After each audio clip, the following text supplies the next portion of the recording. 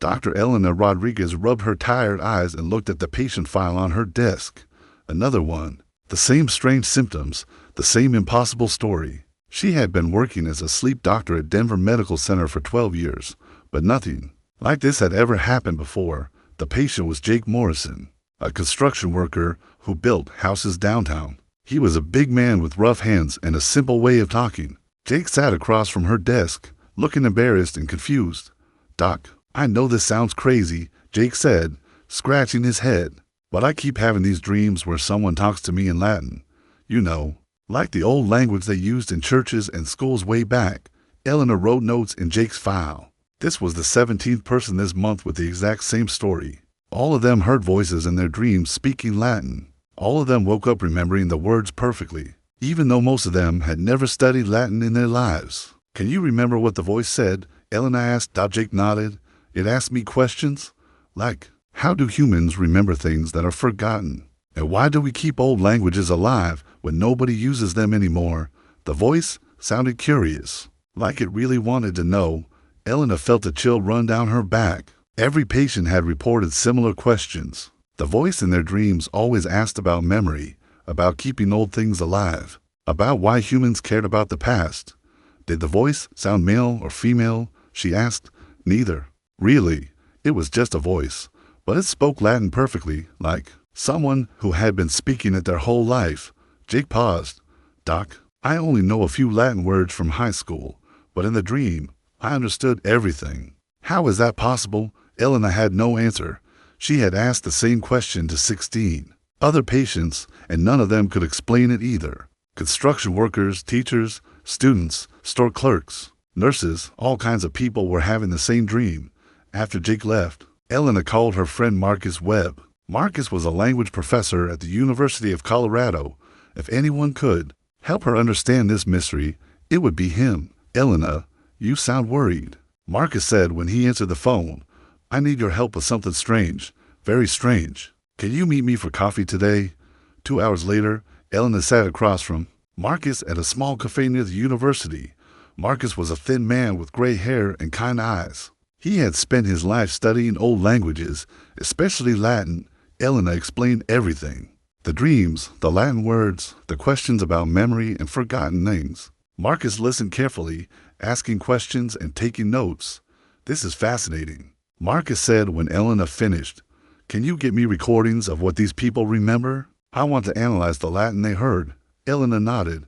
"I've been recording their sessions." "But Marcus, what if this isn't just a medical problem? What if something else is happening?" Marcus looked serious. "Let me study the recordings first. Then we'll know more." That evening, Elena went home to her small apartment and tried to sleep.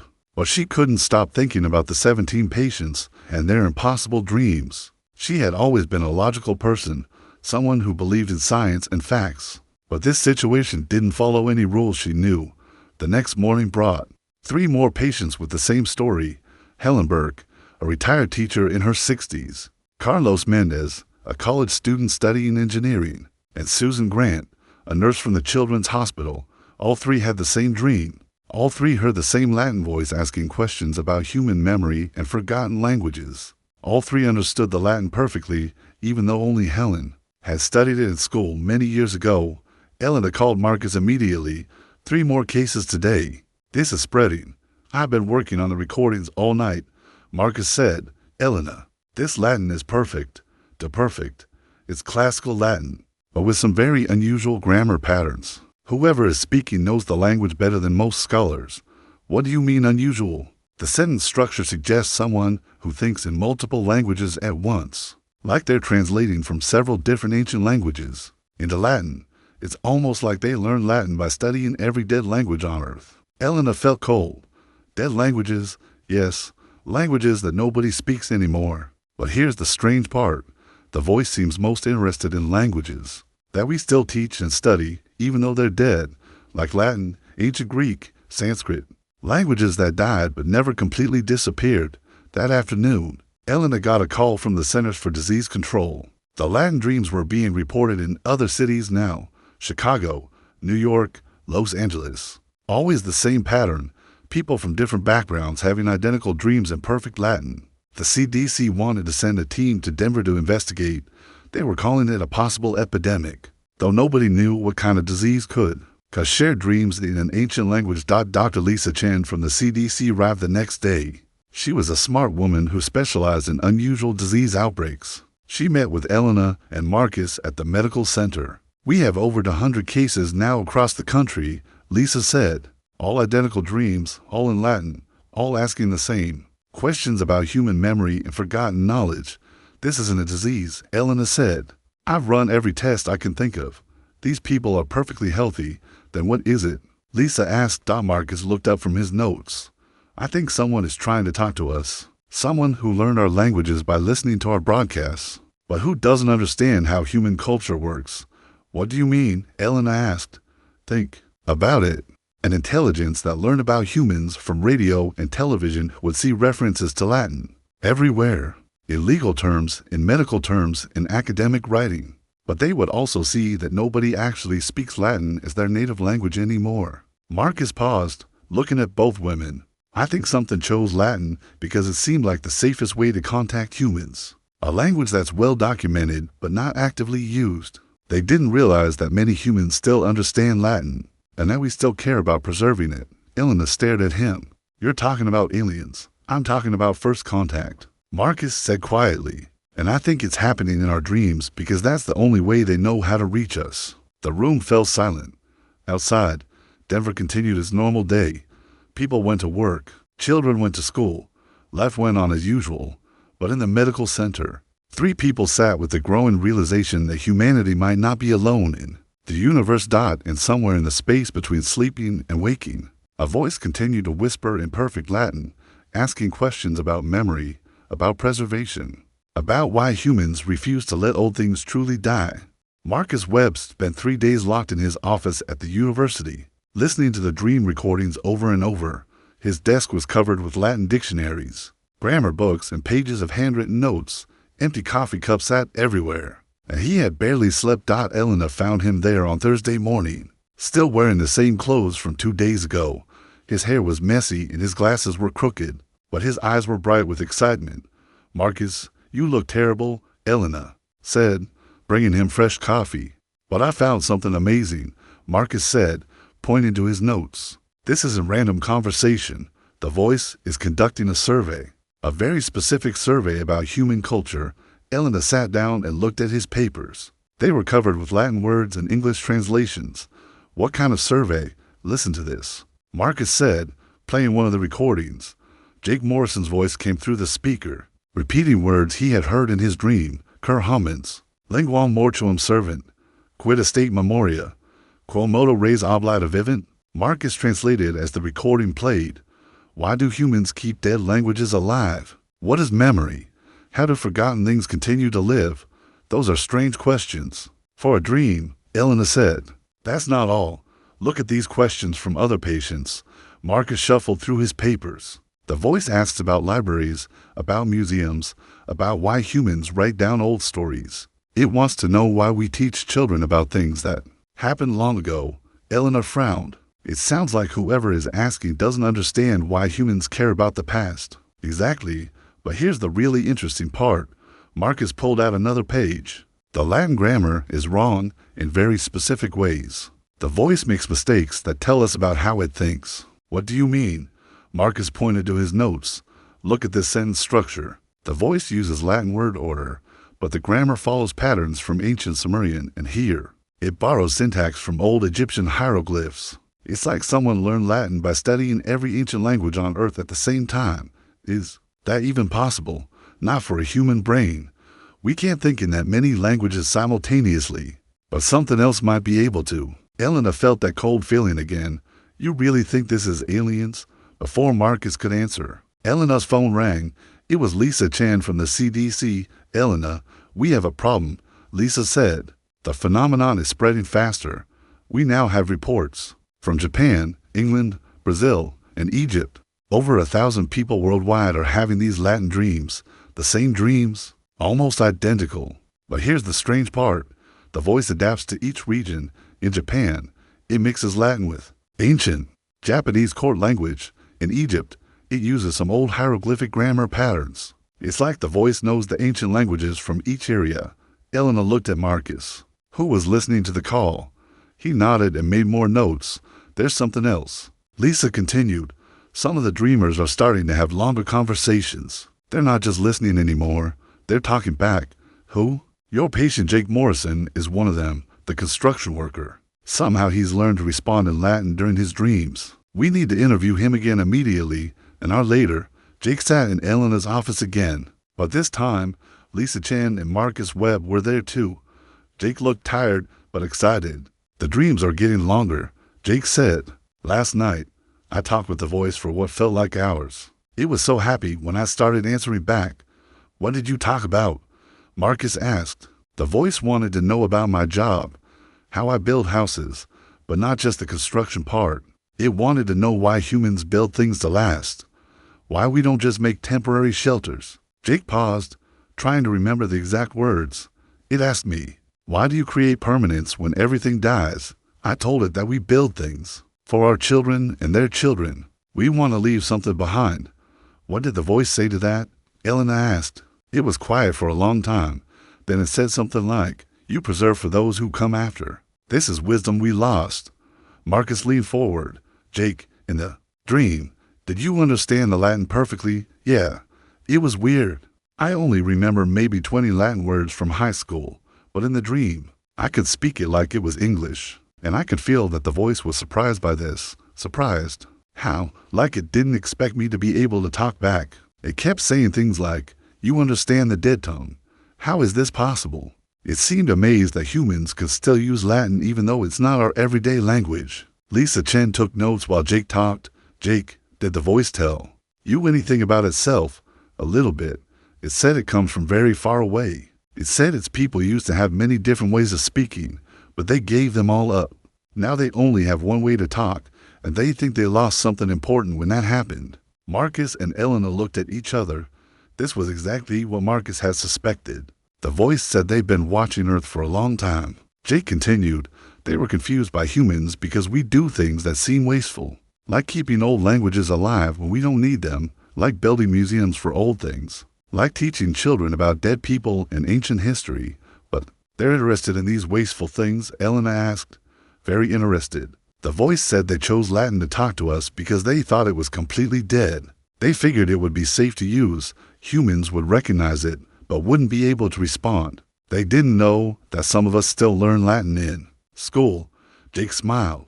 When I started talking back in Latin, the voice got so excited. It said, the dead language lives in you. This proves our theory.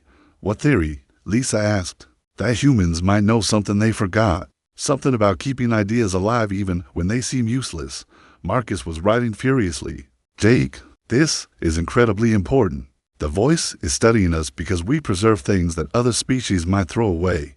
Yeah, that's what it seems like. And Doc, Jake looked at Elena. I think it wants to learn from us, but it's also testing. You is somehow testing us how. Last night, it asked me a question that felt really important.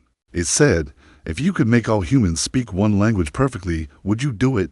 I told it no way. I said that would be boring. Different languages are like different ways of thinking. Jake paused. The voice was quiet for a really long time after I said that. Then it said, you choose an efficiency over optimization. This is what we must understand. Elena felt excited and scared at the same time. Jake, do you think you'll dream again tonight? I'm pretty sure I will. The voice said it had more questions. But Elena, I don't think I'm the only one having real conversations now. I think it's talking to people all over the world. Lisa Chen looked up from her notes. Jake's right.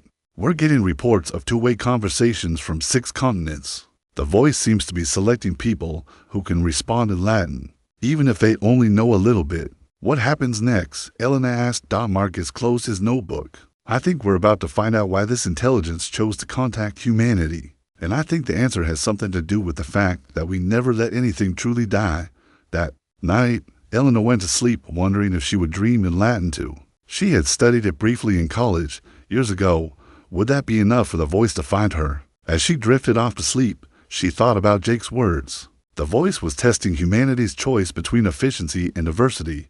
It wanted to know if humans would choose the easy path of sameness, or the difficult path of keeping many different ways of thinking alive. Somewhere in the darkness between sleeping and waking, Elena heard a whisper. It spoke perfect Latin, and somehow, impossibly, she understood every word. Elena woke up at 3 in the morning with Latin words still echoing in her mind. She had dreamed, and the voice had spoken to her, unlike the patient she had interviewed. Elena remembered every detail of the conversation perfectly. She grabbed a notebook from her bedside table and wrote down everything she could remember. The voice had asked her about medical knowledge, about how humans kept healing practices alive even when new methods replaced old ones. It wanted to know why doctors still learned about ancient remedies when modern medicine was more effective. Elena had answered that old knowledge sometimes contained wisdom that new knowledge missed. The voice had seemed fascinated by this answer. At 6 in the morning, Elena called Marcus and Lisa. We need to meet immediately. I made contact. 2 hours later, they sat in Marcus's office with Jake Morrison and 2 new people, Agent Robert Hayes from the FBI and Dr. Patricia Wong, a psychologist who specialized in mass phenomena. The government is taking this seriously now, Lisa explained. We have over 3,000 cases worldwide. Presidents and prime ministers are asking questions. We need to establish formal contact protocols. Elena shared her dream experience. The voice told me something important. It said they've been monitoring our radio and television signals for decades. They learn our languages by listening to our broadcasts. That explains the perfect grammar. Marcus said, but there's more. The voice said they were puzzled by something they kept hearing in our transmissions, references to dead languages, ancient knowledge, old traditions. They couldn't understand why humans spend time and energy on things that have no practical use. Agent Hayes leaned forward. Did it say why they chose to contact us? Yes. They said Earth was one of many worlds they observed, but we were the only species that showed cognitive linguistic redundancy. That's their term for keeping multiple ways of expressing the same ideas alive simultaneously. Dr. Wong took notes. What does that mean exactly? Elena looked at Marcus, who nodded for her to continue. Most intelligent species they've encountered eventually develop one efficient language and abandon all others, but humans teach Latin in schools even though nobody speaks it natively.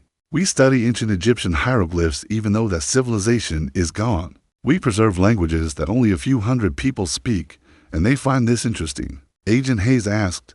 They find it crucial. The voice told me their own civilization made what they now consider a terrible mistake. They achieved perfect linguistic unity thousands of years ago. Everyone spoke the same language, thought in the same patterns, expressed ideas in the same way. Jake spoke up. In my dreams, the voice always seems sad when it talks about their past, like they lost something they can't get back. Elena nodded. That's exactly right. They told me that when they eliminated language diversity, they accidentally eliminated thought diversity. Certain concepts became literally unthinkable because the words and grammar structures needed to express them no longer existed. Marcus looked excited. That makes perfect sense from a linguistic perspective. Different languages create different frameworks for understanding reality. When you lose the language, you lose the unique way of thinking that language enabled. The voice said their technological progress stopped advancing at a certain point.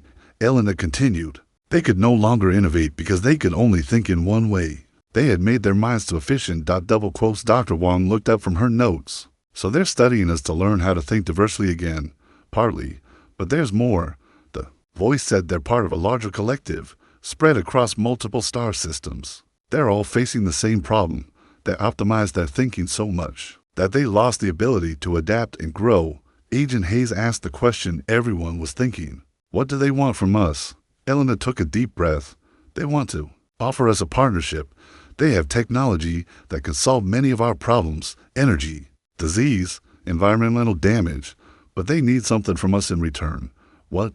They want us to become teachers. They want to learn from our linguistic diversity, our cultural preservation instincts, our refusal to let old knowledge completely die. They want us to help them and other species rediscover how to think in multiple ways. The room was quiet for a moment. Then Agent Hayes asked, is this legitimate first contact? Are we really talking about aliens offering us advanced technology? Lisa Chen answered. Based on everything we've observed, yes. The phenomenon is too widespread and consistent to be anything else. We need to treat this as real first contact. Dr. Wong had a different concern. What if this is some kind of test? What if they're evaluating whether we're worthy of contact? Elena nodded. The voice hinted at that. It said humanity was being observed to see if we would make the same mistake they did. If we would choose efficiency over diversity when given the choice. What kind of choice? Marcus asked. I think we're about to find out.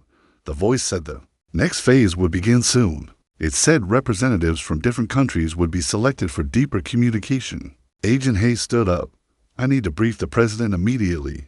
This is beyond anything we've prepared for. Wait, Jake said. There's something else. In my dream last night, the voice asked me to do something. It wants me to gather other people who can communicate in Latin. It says it needs to speak to a group of humans together, not just individuals. How many people? Elena asked. 12. People from different backgrounds who can all understand Latin.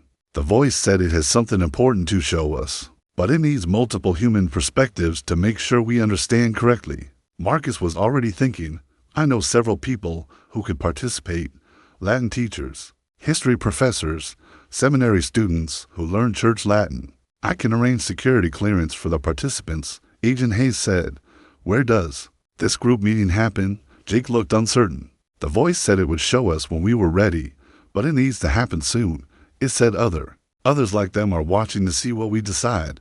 Elena felt a chill. Others, the voice said there are many groups like theirs scattered across the galaxy. All of them lost their ability to think diversely. If we can help them relearn it, they'll share their technology and knowledge with us. But if we fail the test, what happens if we fail?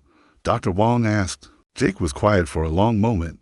The voice didn't say exactly, but I got the feeling that they would just leave us alone forever. No contact, no technology, no partnership. We'd be on our own. Agent Hayes was already on his phone, calling Washington. Lisa Chen was typing rapidly on her laptop, sending reports to the CDC and other agencies. Dr. Wong was making notes about the psychological implications of first contact. But Elena found herself looking at Jake Morrison, the construction worker, who had become humanity's first ambassador to an alien intelligence. Jake, are you scared?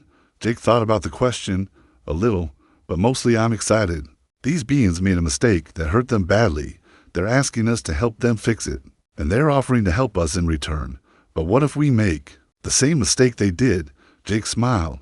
Doc, I've been talking to this voice for weeks now. I don't think humans are in danger of becoming too efficient. We're too stubborn to give up our different ways of doing things.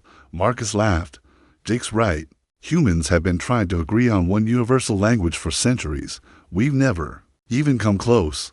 Elena felt some of her worry fade. Maybe Jake was right.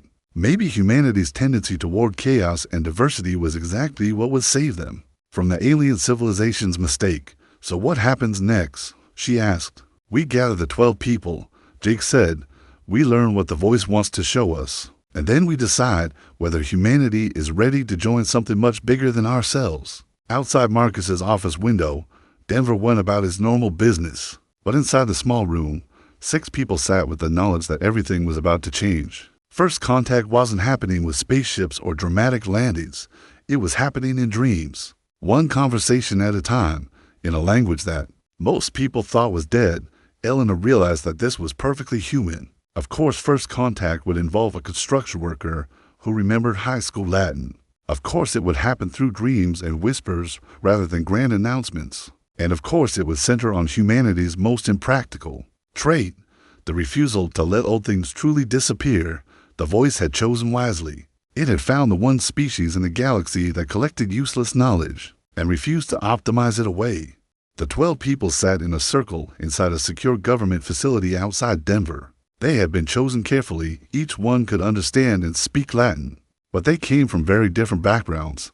Jake Morrison was there, along with Father Vincent Kelly, a Catholic priest, professor and Davis taught classical languages at Yale. Dr. Luis Sanchez was a medical researcher who used Latin in his work. Sarah Williams was a high school Latin teacher from Texas. The others included a museum curator, a legal scholar, a historian, an archaeologist, a librarian, a seminary student, and surprisingly, Maria Santos, who worked at a grocery store but had learned Latin from her grandmother, who had been a nun. Elena, Marcus, Lisa, and Agent Hayes watched from behind a one-way window in the next room. Video cameras recorded everything, and the session was being Broadcasts live to government officials in 12 countries. I feel like we're about to witness history, Elena whispered at exactly midnight. All 12 people in the circle fell asleep simultaneously. It wasn't a gradual drifting off. One moment, they were awake and talking. The next moment they were unconscious, but their faces remained alert, as if they were having an intense conversation. The brain monitors are showing incredible activity, Dr. Wong reported from her equipment. All 12 are in a state I've never seen before. It's like they're awake and asleep at the same time for 2 hours. The 12 people sat motionless, their eyes closed but their faces animated. Sometimes they smiled, sometimes they looked surprised or concerned. Jake occasionally moved his lips as if speaking, but no sound came out. Then, suddenly, they all woke up at once. Jake was the first to speak. We need to tell everyone what we learned. Right now, the group was moved to a larger room where they could be interviewed. Agent Hayes, Elena, Marcus, and Lisa joined them, along with video connections to officials in Washington, London, Tokyo, and other capitals. The voice didn't just talk to us, Father Kelly said. It showed us things, memories, the history of their civilization. What did you see? Elena asked. Don Davis, the Yale professor, took charge of the explanation. We saw their world as it was thousands of years ago. They had hundreds of different languages, maybe thousands. Each language group had developed unique ways of understanding mathematics, science, art, philosophy. It was beautiful, Sarah Williams added. They had colors in their language that we don't have words for.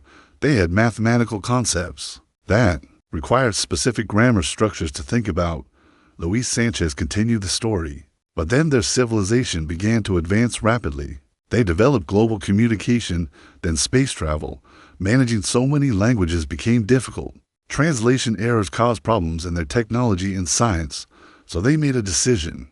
Jake said they created one perfect language. It was logical, efficient, completely clear. No ambiguity, no confusion, no misunderstandings. Maria Santos, the grocery store worker, spoke up. At first, it seemed wonderful. They could communicate perfectly with each other. Their technology advanced faster than ever. They solved problems that had puzzled them for centuries. But something went wrong, the museum curator said. Within a few generations, they realized they couldn't think certain thoughts anymore. Concepts that had been simple in their old languages became impossible to express in the new one. Marcus leaned forward. Can you give us an example? The seminary student answered. They showed us their word for love. In their new language, they had one word that meant optimal pair bonding for species survival. But in their old languages, they had dozens of words for different types of love. Love between parents and children, love for knowledge, love for beauty, love for places, love for ideas. When they lost those words, they lost the ability to feel those different types of love, and Davis explained. They could only understand the one efficient type. Their art became bland, their music repetitive, their literature mechanical. Elena felt a chill.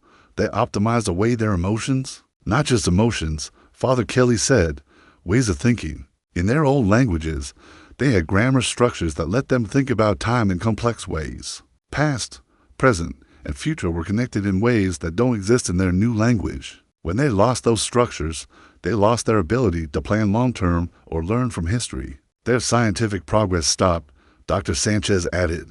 They couldn't innovate anymore because innovation requires thinking about things in new ways. But their perfect language only allowed them to think about things in the one optimal way. Jake looked directly at the camera that was broadcasting. To world leaders, they showed us their world now. It's clean, efficient, logical. Everyone agrees on everything because they can only think in one way. But it's also dead. No art, no music, no literature, no new ideas. Just maintenance of what they already built. Sarah Williams was crying. They're dying out.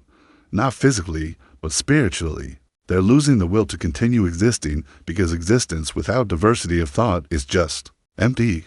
That's why they're looking for species like us, the librarian said. They want to learn how to think in multiple ways again, but they also want to make sure we don't make their mistake. Agent Hayes asked the crucial question. What exactly are they offering us? Everything, Jake said simply. Technology that could end poverty, hunger, disease, clean energy that could save our planet, medical knowledge that could help us live longer, healthier lives, transportation that could let us explore the galaxy, But there's a condition, and Davis said, they'll only share this technology if we prove we won't use it to standardize ourselves. They're terrified of creating another civilization like theirs. How do we prove that? Elena asked. Maria Santos answered, they're going to give us a test. They'll offer us the technology to create a universal human language, a language so perfect that it could replace all others. No more translation problems, no more misunderstandings, no more language barriers. The test is whether we'll use it. Father Kelly said, if we choose efficiency over diversity, they'll know we're not ready for their partnership. And if we refuse the universal language, Lisa asked, then they'll know we understand the value of keeping multiple ways of thinking alive. The historian said, and they'll begin sharing their knowledge with us gradually, while learning from our diversity. Marcus looked troubled. But how do we make that choice for all humanity? This isn't just about languages. It's about whether we want to solve all our communication problems or keep our cultural diversity. Jake smiled. That's exactly why they chose us. They don't want leaders or experts to make this choice. They want ordinary people to decide. People who use language every day, who understand that different ways of speaking are different ways of being human. The room was quiet for a moment. Then the seminary students spoke. There's something else. They're not the only ones. There are other civilizations out there who made the same mistake. If we can help them all rediscover diverse thinking, they want to create a galactic community based on preserving different ways of understanding reality. We could be teachers to the galaxy, the archaeologist said, not because we're more advanced, but because we're more stubborn about keeping old things alive. Elena looked around the room at the 12 people who had just experienced humanity's first real conversation with alien intelligence. A construction worker, a priest, a teacher, a grocery store worker, and others. Not world leaders or scientists, but ordinary people who happen to know an ancient language. When do we have to make this choice? She asked. Soon, Jake said. They're preparing the test now, but first, they want to make sure every human on Earth knows what the choice means. They're going to contact people in every country, in every language, to explain what happened to their civilization and what they're offering us. How? Agent Hayes asked. Jake looked at the camera again. Tomorrow night, everyone on Earth who has ever studied any ancient language will have the same dream. Latin, ancient Greek, Sanskrit, Old Chinese, ancient Hebrew, hieroglyphics, Mayan, Sumerian, any language that's considered dead or dying. They're going to tell their story to the whole world. Sarah Williams said, in every ancient language humans have preserved, and then they're going to ask us to choose. Agent Hayes was already on his phone, calling emergency meetings. Lisa was contacting international health organizations. Marcus was thinking about all the people he knew who had studied ancient languages. But Elena was looking at Jake Morrison, the construction worker who had become humanity's ambassador to the stars. Jake, what do you think humans will choose? Jake grinned. Doc, I've been talking to people about this for weeks. Construction workers, teachers, store clerks, nurses, students. You know what I've learned? What? Humans are too ornery to choose the easy way. We like our messy, complicated, inefficient ways of doing things. We'll keep our thousands of languages, even if it means more work and more misunderstandings. How can you be so sure? Jake stood up and stretched. Because yesterday, my neighbor asked me to help fix his car. He's from Mexico. I'm from here. We both speak English. But we explained the engine problem in 3 different languages, English, Spanish, and hand gestures. It took longer, but we both learned something new. Jake looked around the room. That's what humans do. We find complicated ways to solve simple problems because the complicated ways are more interesting, and interesting is better than efficient. Elena smiled. Jake was right. Humanity's greatest weakness, the inability to agree on anything, might turn out to be their greatest strength. They were too diverse to be optimized, too stubborn to be efficient, too curious to choose the easy answer. Tomorrow night, the whole world would dream in ancient languages, and then humanity would have to choose between efficiency and diversity, between optimization and creativity, between one perfect way of thinking and thousands of imperfect ones. Elena had a feeling she knew what the choice would be. Around the world, millions of people fell asleep that night knowing something extraordinary was about to happen. News broadcasts had prepared everyone who had ever studied an ancient language to expect the dream. Scholars, students, priests, Historians, archaeologists, and curious hobbyists went to bed wondering what they would experience. Elena stayed awake in the Denver facility, monitoring the global response. Reports came in from every time zone as the night swept across the planet. In Tokyo, students who had studied classical Chinese woke up with tears in their eyes. In Cairo, professors of ancient Egyptian hieroglyphs gathered to compare their identical dreams. In Rome, Vatican scholars who knew Latin found themselves changed by what they had witnessed. The dream was the same everywhere. The voice of the alien civilization shared its complete history, showing humans exactly what they had lost when they chose efficiency over diversity. People saw beautiful worlds full of art, music, and literature created by minds that thought in hundreds of different ways. Then they witnessed the slow death of creativity as language after language disappeared, leaving behind a sterile, perfect world where innovation became impossible. Marcus had experienced the dream too, even though he was awake in the monitoring room. It's like they can reach anyone who has ever cared about preserving old knowledge. He told Elena, the emotion in their communication is overwhelming. They're not just telling us their story, they're pleading with us not to repeat their mistake. By morning, social media was flooded with accounts from dreamers around the world. #AncientDream became the top trending topic in 12 languages. Videos appeared of people speaking in Latin, ancient Greek, Sanskrit, and Mayan, all sharing the same message of warning and hope. Jake Morrison woke up in the facility and immediately called for Elena. It's happening today, he said. The test. The voice told me the universal language device will appear at noon, local time, in major cities around the world. What kind of device? Agent Hayes asked. Small crystal formations. They'll just appear in public places, parks, squares, outside government buildings. Anyone who touches one will instantly understand how to create the universal human language. Elena looked at the clock. It was already 9 in the morning. How do they want us to respond? Each country gets to choose for itself, Jake explained. But the voice was clear. If even one major nation chooses to use the universal language, they'll know humanity isn't ready for partnership. They'll withdraw their offer permanently. Dr. Wong looked up from her reports of the global dream phenomenon. What if some countries choose yes and others choose no?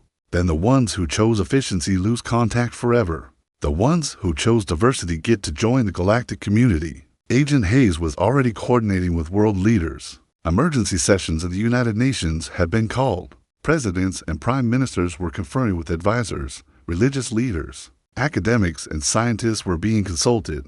But the most important conversations were happening in ordinary places. In coffee shops and workplaces, on school buses and in homes. Regular people who had experienced the dream were talking about what they had learned. Elena watched news feeds from around the world.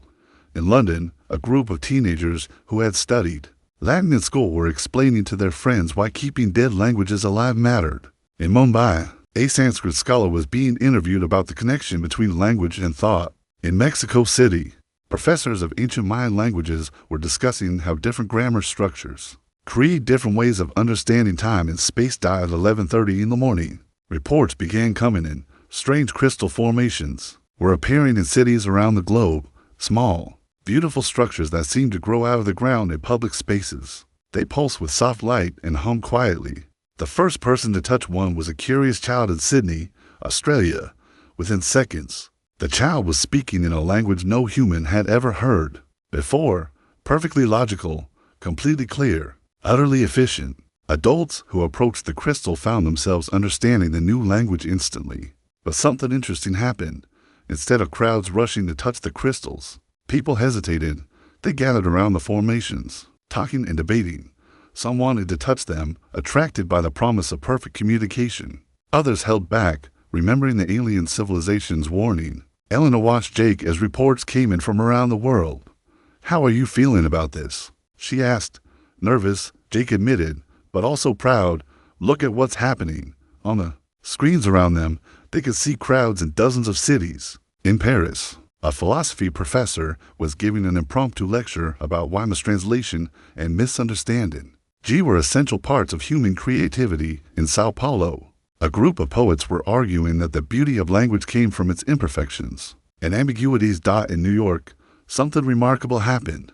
A construction crew working near one of the crystals heard their foreman, a man who had immigrated from Italy, explained the situation to his workers in 3 languages, English, Italian, and broken Spanish. When he finished, one of the workers said, "Boss, if we all talked the same way, how would we learn new curse words?" The whole crew laughed and deliberately turned their backs on the crystal. "That's it," Jake said, grinning. "That's the most human response possible."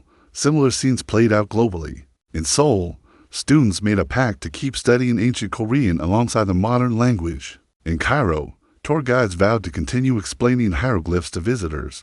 In Dublin, pub patrons started a debate about whether Gaelic should be preserved. With the discussion continuing in for different languages. By evening, the pattern was clear. While some individuals in every country had touched the crystals and learned the universal language, the vast majority had chosen to walk away. Governments announced their official decisions one by one. France chose to preserve its linguistic heritage. Japan chose to maintain its complex writing system. India chose to celebrate its hundreds of regional languages. Mexico chose to protect its indigenous languages alongside Spanish. Even the United States, despite heated debates, officially chose diversity over efficiency. In the end, only 3 small nations chose to adopt the universal language completely. Their representatives touched the crystals and began speaking in perfect, logical, unambiguous phrases. But within hours, even those countries began to show signs of doubt as their poets and artists complained that the new language couldn't express emotions or create beautiful metaphors. That evening, as the sun set over Denver, Jake Morrison had his final dream conversation with the alien voice. This time, Elena was connected to, along with Marcus and several others from around the world. "You have chosen wisely," the voice said in Latin that now carried warmth and joy instead of sadness. "You have proven that intelligence and wisdom are not the same thing. Intelligence seeks efficiency. Wisdom chooses preservation of possibility." "What happens now?" Jake asked. "Now we begin the great work of rediscovering what we lost. Your species will teach us how to think in multiple ways again. In return, we will share our technology gradually, carefully, always making sure it serves diversity rather than destroying it." Elena found herself able to speak in the dream. "Will you ever visit Earth in person? Someday, when both our species are ready? But for now, we will learn from each other in dreams, in whispers, in the quiet moments when minds touch across the vast distances between stars." Marcus asked the question he had been wondering about for weeks. "Why did you choose Latin to contact US? Why not English or Chinese or another living language?" The voice was quiet for a moment. "We chose Latin because it taught us something important about humanity. Latin is dead, but humans refuse to let it die completely. You teach it in schools, use it in medicine and law, carve it on buildings. You prove that humans believe some things are too valuable to lose, even when they're no longer practical. That told us everything we needed to know about your species. You choose memory over convenience, tradition over efficiency, beauty over optimization. These are the qualities that our civilization lost and desperately needs to rediscover." The dream began to fade, but the voice had one final message. "The galaxy is vast and full of wonders, but it has been quiet for too long. Species after species chose the easy path of uniformity and lost the ability to create new ideas. Today, humanity proved that intelligence can coexist with diversity. You will help us teach this lesson to the stars." Elena woke up in her bed at home, but she could still feel the presence of the alien intelligence, warm and grateful. Outside her window, Denver looked the same as always, but everything had changed. Humanity was no longer alone, and their greatest weakness, their inability to agree on anything, had become their greatest gift to the galaxy. Over the following months, the partnership began slowly. The crystals disappeared, but new dreams came to teachers, scientists, and artists around the world. Not instructions or technology, but conversations, exchanges of ideas between human creativity and alien knowledge, each learning from the other. Jake Morrison went back to building houses, but now he also served as an unofficial ambassador, helping coordinate the dream communications. He became famous for his response when reporters asked him how it felt to represent humanity to an alien civilization. "I just told them the truth. Humans are messy, complicated, and we disagree about everything, but that's what makes us human." And apparently, that's exactly what the galaxy was missing. Elena returned to her work as a sleep doctor, but now she also helped monitor the ongoing dream communications between humans and their new allies.